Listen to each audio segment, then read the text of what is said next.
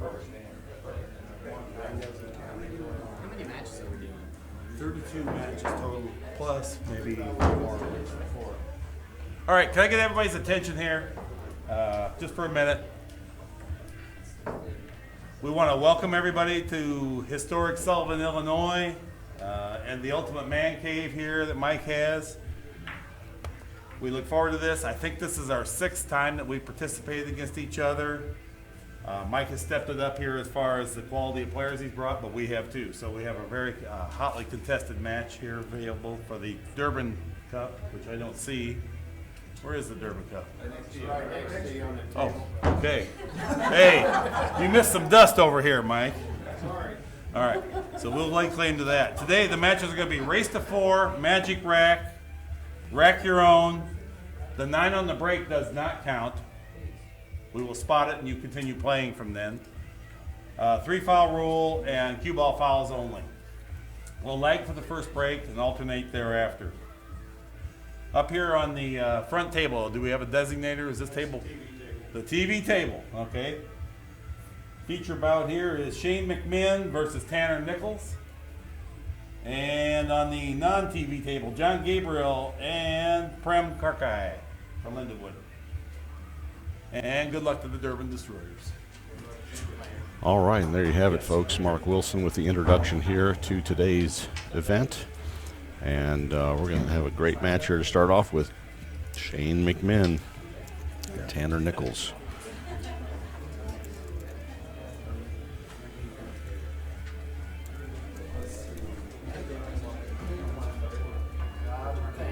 Where'd Landon go? Landon, you'll be on the next one. Followed by Nichols.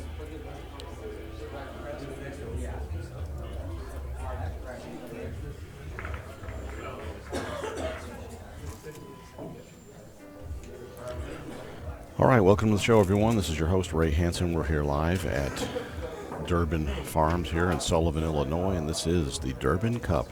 Match number 1, Shane Mcminn and Tanner Nichols. We starting here momentarily. Players have already, I guess they flipped for the lag, but they should lag for the original break here. We may have to make an announcement for that because I think the players did actually flip on that one. Tanner, did you guys lag? We're lag.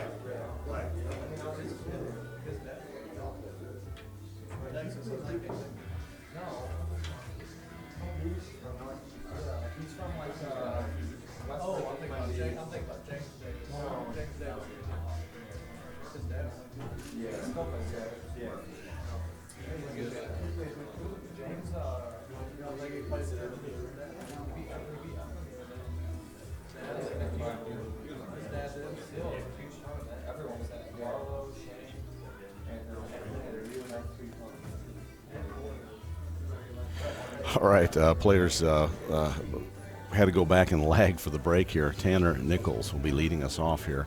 This is the first break of the Durbin Cup here in Sullivan, Illinois. And we're joined by Mark Wilson. Mark, welcome to the show, sir. Thank you, Ray. Tanner won the flip, and then we had him lag, and he won the lag also, and broke. And did just as I instructed on the way up here, do not scratch on that opening break no matter what you do. Even if you have to take a little of the speed off, because the Destroyers are just too good. You cannot give them that momentum of ball in hand to start with. Just make them play from where they lay. Yeah, that's right. They do have a solid team that Mike has assembled here to take you all on. But that's testimony to the program that you've got going over at Lindenwood University. You know, Mike has firsthand been in there to see exactly what you're doing over there, the drills and the training regiment that you have these young players on is pretty scary, actually, if you're putting a team together to compete against you guys. Yeah, you know, it's an honor that Mike puts together this strong of a team. As we looked on, this Shane Mcminn made a great, very knowledgeable safety with a stop shot there and let the 2-ball run loose. Oh, nice opening shot by Tanner Nichols, kicked it in.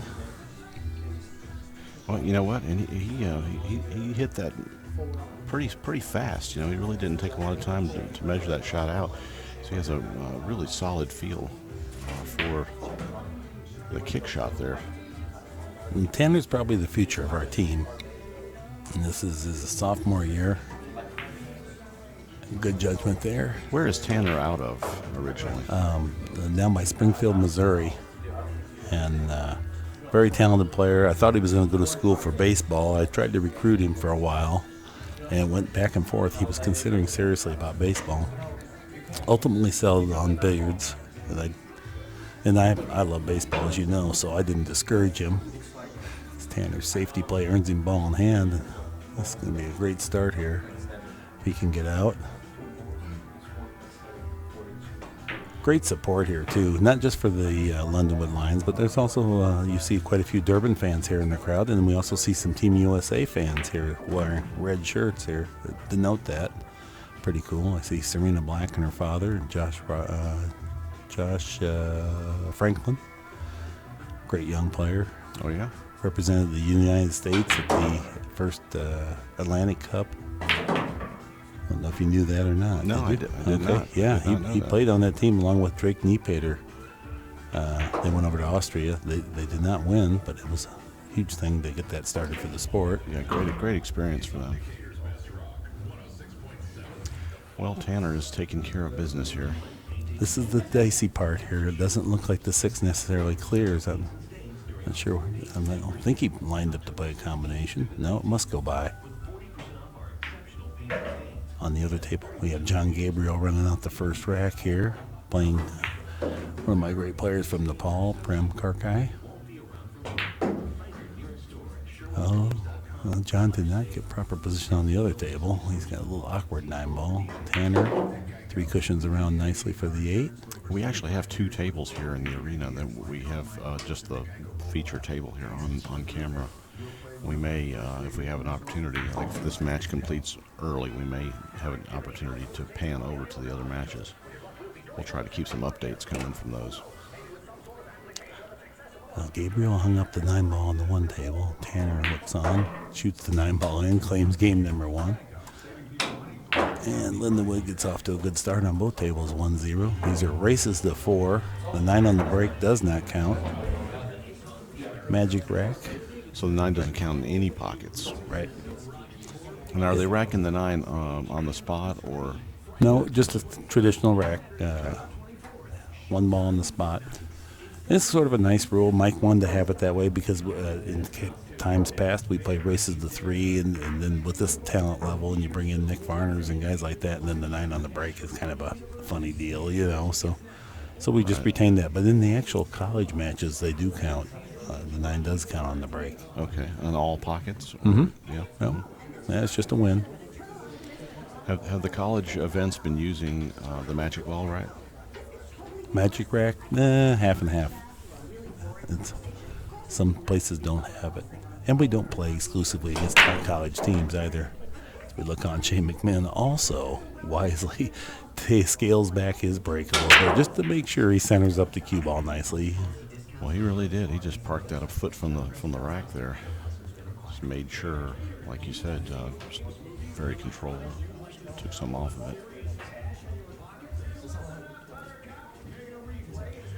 I can't tell if the 1 passes the 5 here. He may opt for a billiard here. He's going to send the 1 ball traveling if he does. He's cueing low as if it does pass. No, you're right. He was going straight after the 5. So that didn't go. He tried the billiard and he overdrew the shot. Now he's left a weird combination on the 5 because it's off angle and Tanner's on the rail. Mm-hmm. That's the part a lot of players overlook on the combination is paying close attention to where the middle ball is going. And he lost the cue ball there.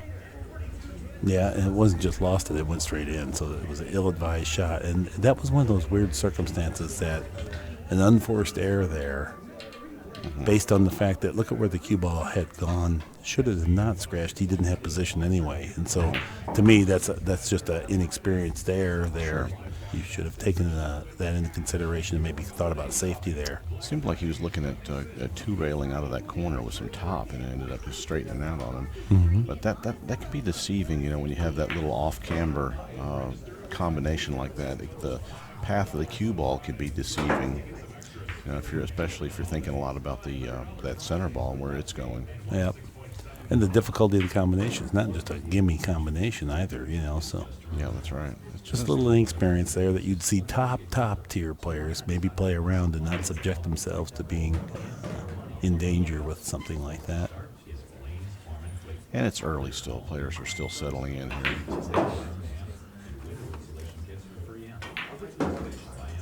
Really nice jerseys everyone is sporting here. Yeah. We just got our gear, and Mike Durbin, not to be outdone, he went out and bought from the same company. Shane Mcminn capitalizes on the unforced air, ties the match. Yeah. The Ultimate Team Gear jerseys are so cool. And very comfortable, which is yes. so important when you're moving your arm to win. It's a performance material, and generally when you get something that looks great, it doesn't perform great. And then if it performs great, it doesn't look great. In this case, you get the combination of both. And I really admire what Charles Peterson has done putting this together, because he even controls all designs, because he has a background in design, and a lot of times what people want and what actually looks good is two different things, and he doesn't want that representing his product. So whenever you see him, they'll always be fairly classy and sharp. Yeah, that's a big plus. So what a lot of companies are missing is let someone design anything they want. Right, and then it reflects poorly on them.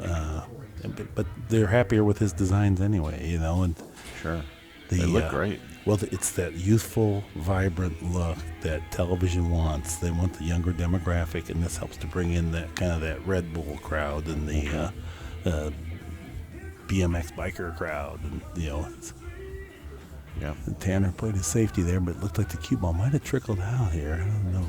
The 8-ball might be in the way as well. Well, I think from what it looks like to me, it looks like he'll be able to spin this one ball in at least here, and maybe he might even play the cue ball up between the 6 and 4 up there even. Yep. That's exactly what You don't get many second chances with this team. Shane, I'm sorry, go ahead. I was just going to say the score now on both tables is 1 game apiece. Lindenwood and Durbin Destroyers. Well, look what Shane has done here, Mark. Yep. Yeah, he's looking at just rubbing the 3 and putting the cue ball 9 feet away, which is probably the best bet. And he's kind of looking at, could he possibly tie the cue ball up behind something? It won't be easy.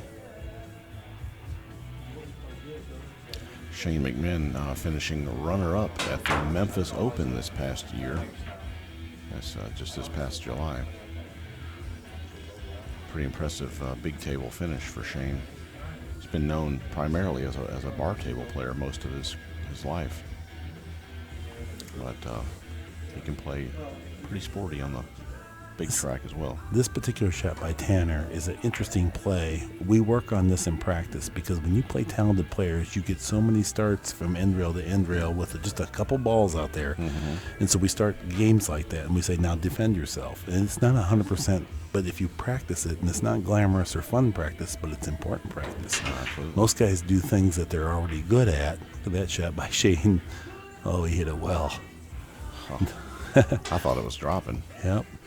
But Tanner's rewarded for his escape from that 9 foot away defensive shot. And really, Shane's a little bit culpable on that because he tried to draw the cue ball to create an angle, and it slowed the cue ball down so much that Tanner was able to hit a pretty clear hit on the 3 ball that he could try to do something from. And I'm not suggesting that it's easy. I'm just saying that practicing from that non-glamorous spot is invaluable down the road.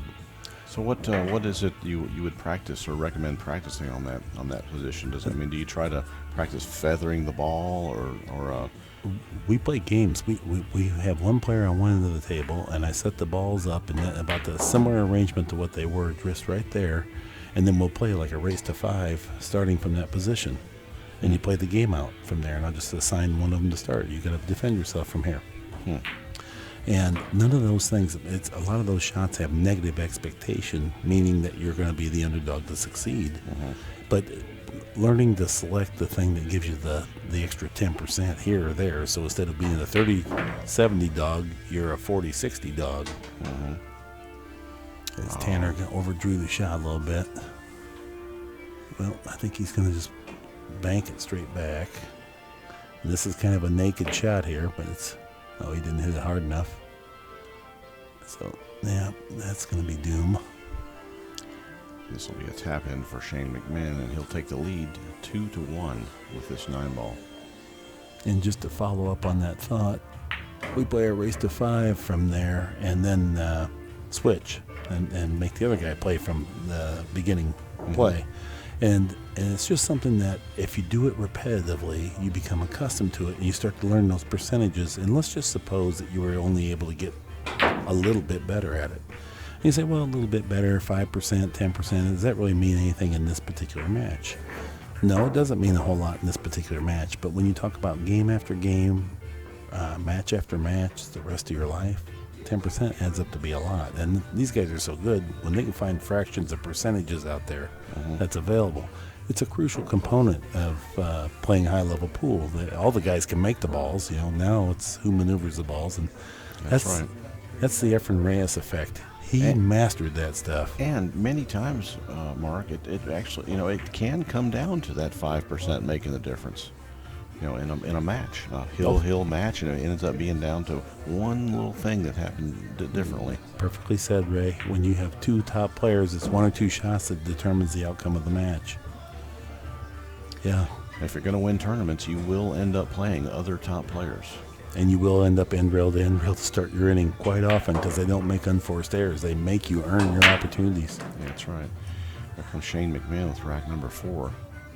And it looks as if he's going to have a shot. We ramped up the power just a little bit, squared him up nicely. Playing with the magic rack, you don't have to do a whole lot. Good to see you, Ray. This has been a while. Seriously. Yeah, it has. It's been at least I think a year. Maybe the last Durbin Cup. Might have been. I've covered a lot of miles, and a lot of times I've kind of crossed your path, but we've never lit in the same place at the same time. Yeah, it's good to see you too. Yeah, nice shot there. The rack's laying wide open, and Shane can really hurt Tanner now for the 2 unforced errors in this match. Tanner's played well. I think the combination judgment there, I just don't think that was the right shot. It didn't have enough wind to it for how much risk it applied. And then he's outmaneuvered Shane a couple times, though, early goings of the set. Uh-oh. Got a little funny here. Okay. Prem Karkai, our player from Nepal. We have 2 players here playing today from Nepal and 1 from Singapore. And the other Nepal is that Biv? Bivor, yeah. Both great kids. I think the world of them, and they're so much improved. Shane made a great attempt there and had the defensive aspect to it. Yeah, and if you notice, he has a shot on the 5-ball as well. He played it 2-way. All right, Tanner, you got to turn this around. This is just one of those ugly little circumstances. Looks like John Gabriel might move out 3-1 in front of our Prem over here. Races to 4. Good shot, Tanner. All right, well done. Needs a rail. Did not get a rail. That's going to be a foul, I believe. Should be a foul. I think you're right. And, sometimes when there's multiple balls moving like that, the players miss the fact that nothing hit a rail. That's what's happening here.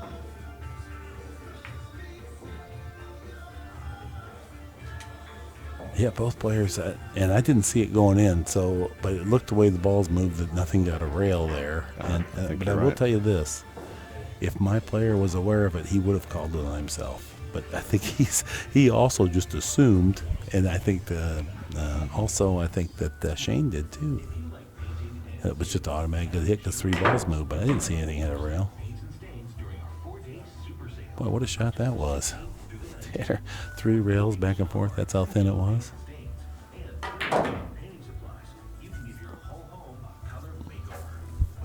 What a great opportunity for my team to get some seasoning. We're putting a perfect record on the season of 6-0 on the line here, and it's by far our most stern test, and we've had a couple of pretty good ones. but all my players have improved. I mean, the worst player we have playing today plays very well.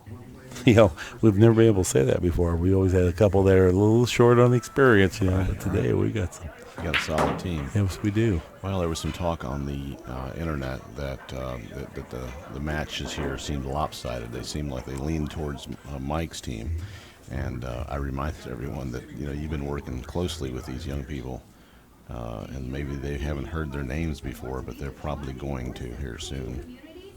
These players are really developing into some fantastic players.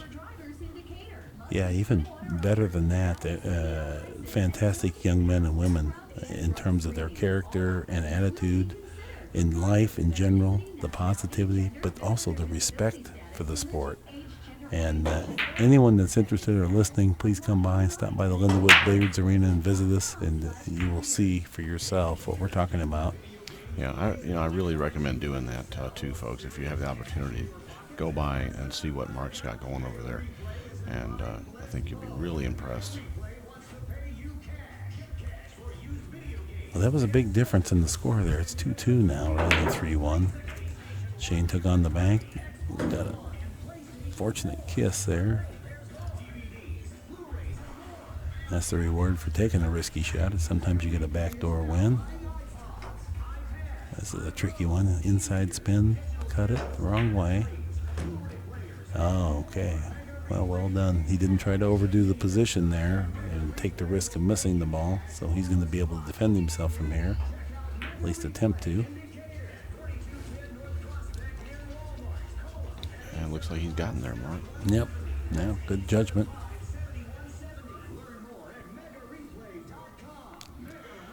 It appeared he was trying to get behind the 5 ball here, but using the 7 and 4 as blockers gave him an insurance wall there.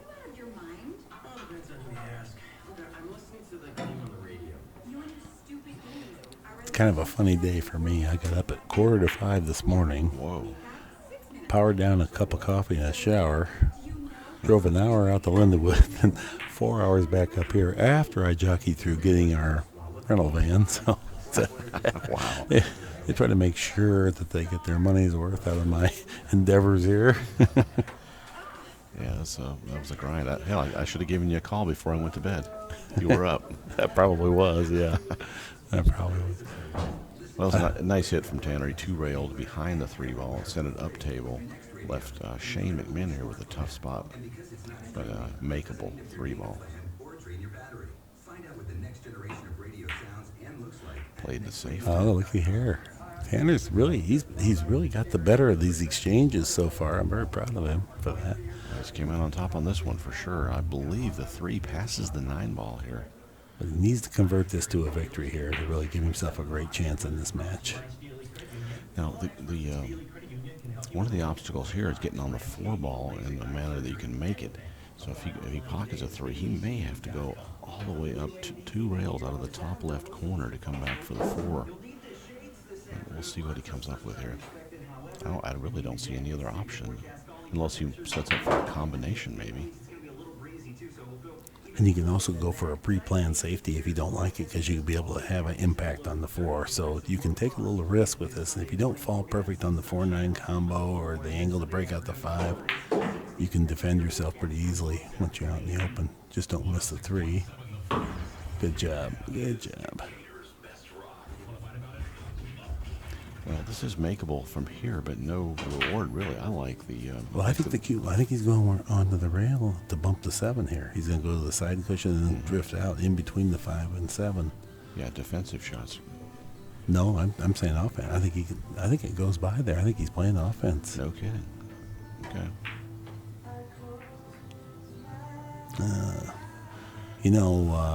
The miss there, he was not committed to that shot. Either you play it or you play safe, but he was kind of shot in between, like hoping that both things would work out. Because that wouldn't be the speed. You should have went to the side cushion, bump back out. But hey, that's experience. I've got that's 40 years, and they've got 4 years. So that's one of the things that a pool will do to you is it'll test your mental strength to commit. Mm-hmm. So solid commitment is so important in this game. Boy, great shot there. Shane, good judgment. Didn't overdo it. Took what he had. That's savvy experience right there. That's winning pool. You know, it's tremendous that you have the stream here and it's available to people. And I know a bunch of my team members have family members at home watching it. Sure. What a cool thing. Yeah, we had some issues last year with the internet out here, but we've solved those for this year. So we're rock solid this year. And yeah, I was really disappointed because we didn't last year. We had some droppage. Everyone didn't get to see the whole thing. Shane made the billiard and the bank and then left himself nothing. He was really hoping for anything but that. So now we got a defensive shot. Soft speed. Oh, well done. Well done. Putting Tanner to the test on his kicking skills here. Fantastic cue ball from Shane as well. Mm-hmm. Yeah, I think he needs to go a little low left, as deep behind the 7 as possible, and try to stick the cue ball there and just take his chances. These are much tougher to stick when they're out from the rail as far as this 5 ball is, but it's still possible. He went offense and aggressive. He got a roll there, didn't he? Well, it's hard to tell. It looks like he did. Yeah, he's on top of the 9. All right. Yeah, it's a great shot.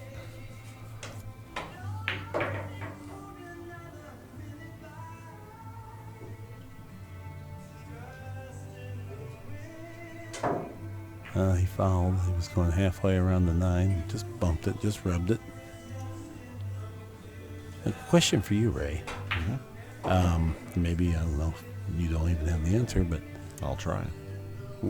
Will these videos then be posted later that people could come back and watch them at some other time? Yes, that's everything. Everything will be on YouTube. We'll put all of the matches on YouTube for everyone to watch as often as you want. And to find it on YouTube, do you just type in Durbin Cup or Pool Action TV? Or what do you do? Yeah, you can search for the Pool Action TV. Oh, looky here. Wow.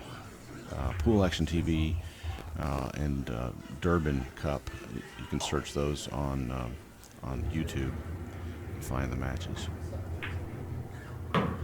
We'll get those. I'll actually get these uploaded here this pretty quick this upcoming week here, because I'll have a few weeks here before our next event to get the videos put up online. That'll be awesome. And it's 3-2 now. Shane Mcminn on the hill. That was a big turnover there. You know, it's tremendous, and as the years go by, we're entering our 4th year with the Lindenwood team. The school's getting more and more on board, but they're still a little bit behind of how cool the program really is. They just know it's good. You know, they're positive about it, but they don't fully understand exactly how it works. And so by having these videos available, I now have the vice president who's pretty excited about the program, and I made him come and take a lesson with me for 4 hours one day, just so he knows what goes on there. And anyway, he's way more on board with it, and so now I'll be able to say, I'd like you to go on and take a look at this video. Yeah, absolutely. All right, Shane Mcminn breaking rack number 6 here, up by 1 on the hill. Once again, squared up the cue ball nicely, didn't overhit it, controlled it, made the wing ball. Now the 1 ball drifted all the way onto the end rail. And, you know, he hit that with a little bit more authority, and maybe in the earlier racks, he was not so much controlling the cue ball as the priority, but maybe trying to control the 1 ball with a little softer speed, because when he hit a little harder, it did go to the end rail. Good job with his cue ball there. Now Tanner's in a lot of trouble.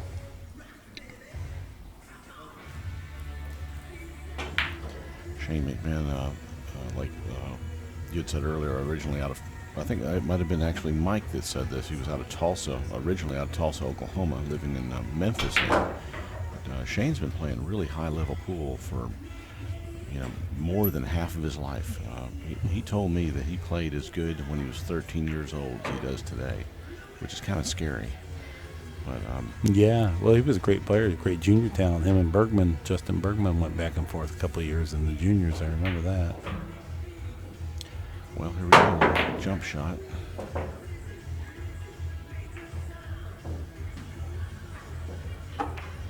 It's a foul, apparently. I missed the foul. He must have topped the ball going over.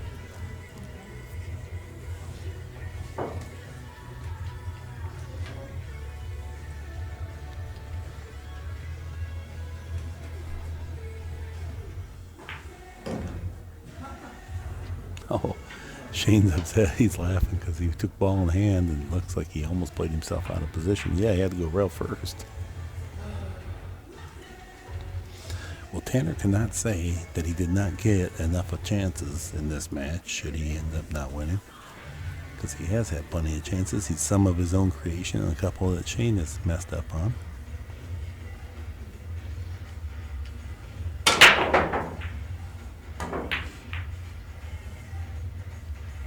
Another nice kick, good speed.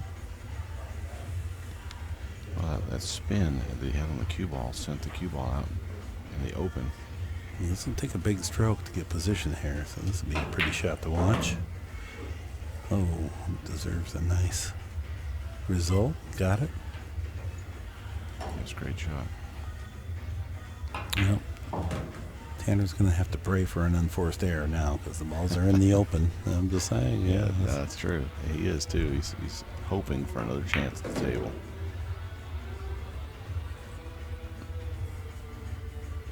Well, I'm not sure what is going to give him that chance at this point here. Shane's looks